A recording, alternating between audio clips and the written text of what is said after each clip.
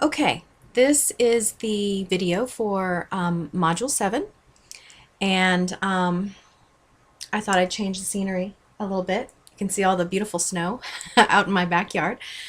We're snowed in here in, this week. I'm sure everybody on campus is snowed in as well. Anyway, it's a way to get a lot of work done. If you have power, that is, of course.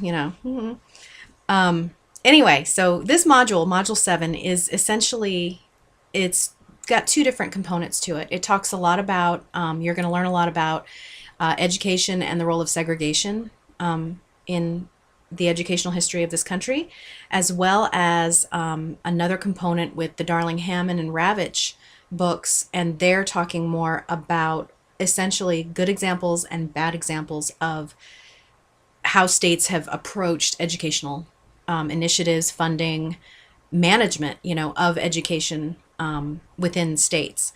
And again, some good examples and some bad examples. So, starting with Spring, chapter 7, he talks about the failure of the common school.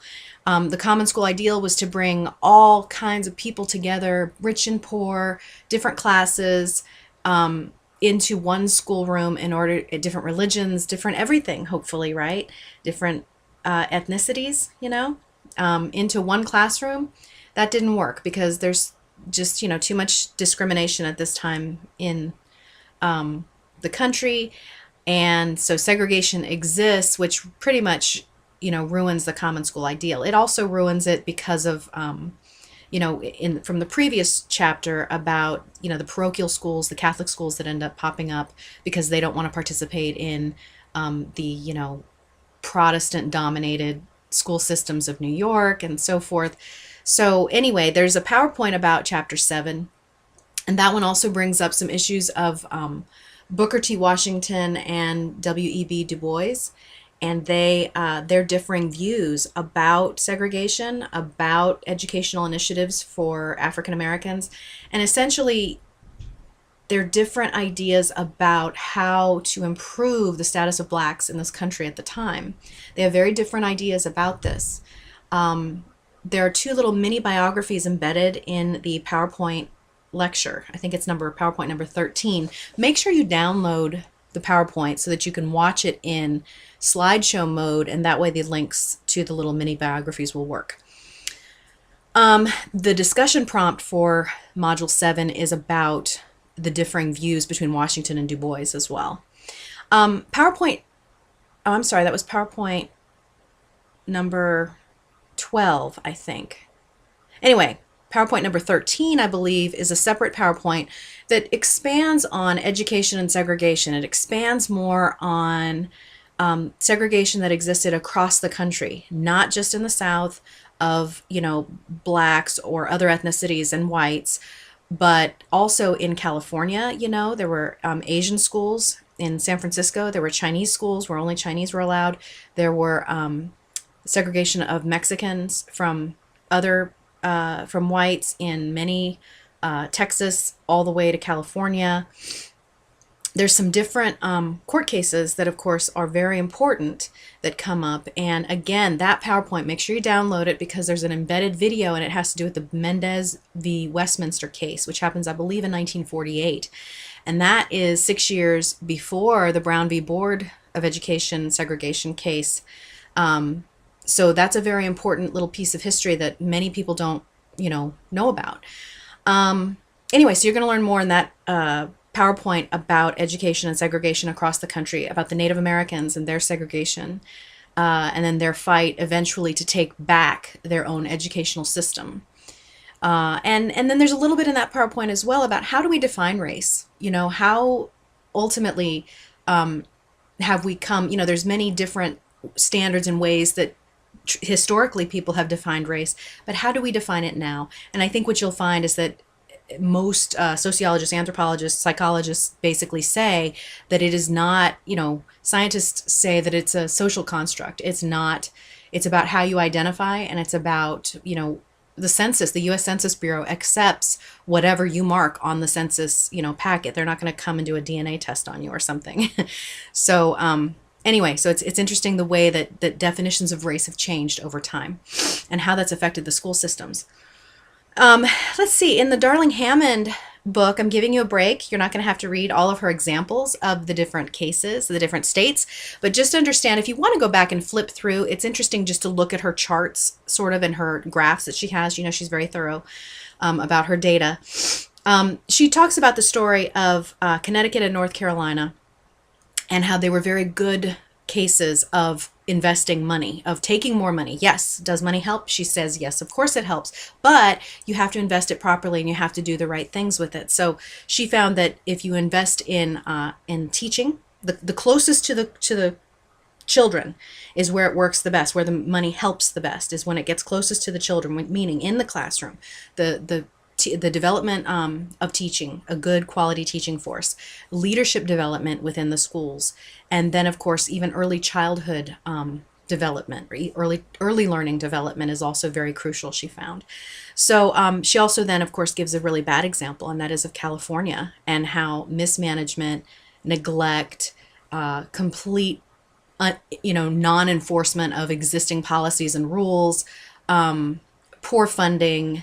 They have a huge school system in all of California, and it's just been really mismanaged. I'm a product of the California school system, so it was really interesting for me to learn about all this because, I graduated in 1987, which is a long time ago, but I don't remember it being so bad back then, and I think a lot of the changes happened in the 90s. But anyway, she talks about that, and then of course she does say, hey, this is what works.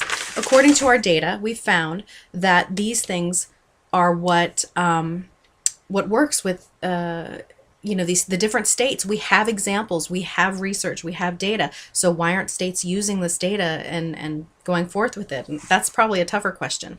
But she finds ultimately that well-trained teachers are very, very important, good and relevant curriculum, and not these, prescriptive, follow 1, 2, 3, 4, do some worksheets, drill and kill stuff.